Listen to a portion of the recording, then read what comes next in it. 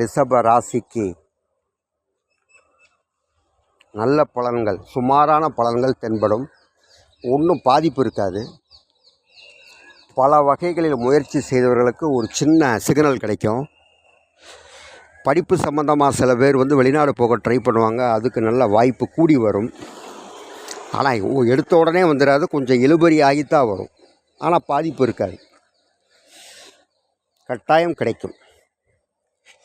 அதே மாதிரி விவசாயிகளுக்கு நல்ல மகசூல் தென்படும். அதற்கடுத்தாற்போல் பார்த்தோம் அப்படின்னா, வரன் பார்த்து காத்து கொண்டிருக்கும் ஆண் பெண் இருபாலருக்கும் நல்ல செய்தி வரும். கொஞ்சம் வெயிட் பண்ணணும்.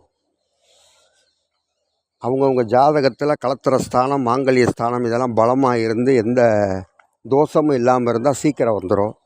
அதெல்லாம் இருந்துச்சு அப்படின்னா கோச்சார பலன்களும் அதற்கேற்ற மாதிரி தான் இருக்கும். கூட்டாக தொழில் புரிபவர்களுக்கு ஏற்கனவே அவங்களுக்கு அண்டர்ஸ்டாண்டிங் இருந்துக்கிட்டு தான் இருக்கும். இருந்தாலும் இன்னும் கொஞ்சம் அண்டர்ஸ்டாண்டிங் கூடும். கலைத்துறையில் இருப்பவர்களுக்கு நல்ல ஒரு வாய்ப்பு கூடி வரும். புதுசாக சில வாய்ப்புகள் வரும். அதே மாதிரி கணவன் மனைவி அந்யோன்யம் நன்றாக இருக்கும். ஒரு சிலருக்கு சில சண்டைகள் சச்சரவுகள் இருந்தாலும் அவங்கவுங்க ஜாதகத்தில் தசாபுத்தி அந்தரம் டிகிரி கோண பார்வை நல்லா இல்லைன்னா அது இருக்கும். அதெல்லாம் நல்லா இருந்துச்சு அப்படின்னா கோச்சாரமும் கை தூக்கி விடும். கூட்டாக தொழில் புரிவர்களுக்கு நல்ல ஒரு எதிர்காலம்தான். அதே மாதிரி மாணவர்களுக்கு கல்வி நிலையில் நல்ல ஒரு முன்னேற்றம் கிடைக்கும். எடுத்த காரியங்களில் சிறப்பாக செய்வதற்கு ஒரு அமைப்பு உண்டாகும். அதற்கடுத்தாற்போல்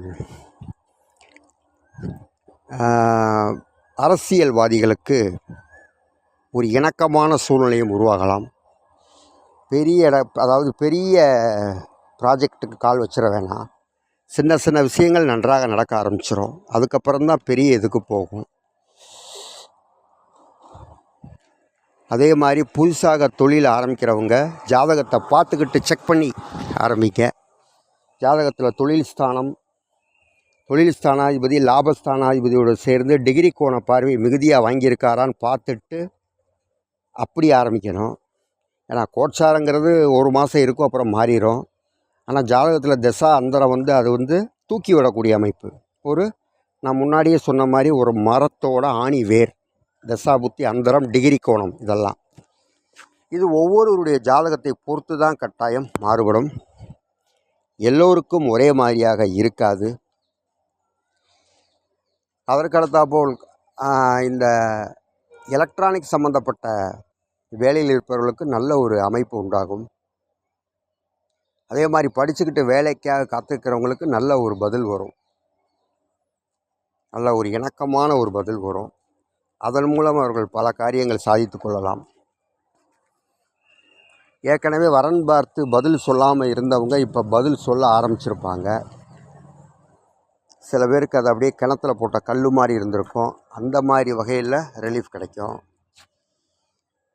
இந்த ஆனி மாத கிரகங்கள் ரிஷப ராசிக்கு ஒரு புத்துணர்ச்சியான மாதம், ஒரு பல வகைகளில் ஒரு சாதிக்கக்கூடிய மாதம் என்று கூறலாம்.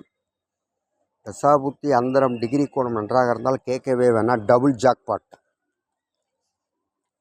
அதனால் இந்த ஆனி மாதத்தில் ரிஷபராசி நேயர்கள் மென்மேலும் ஆண்டவன் அருளை பெற்று வளரும்படி நான் வேண்டிக் கொள்கிறேன். நன்றி, வணக்கம்.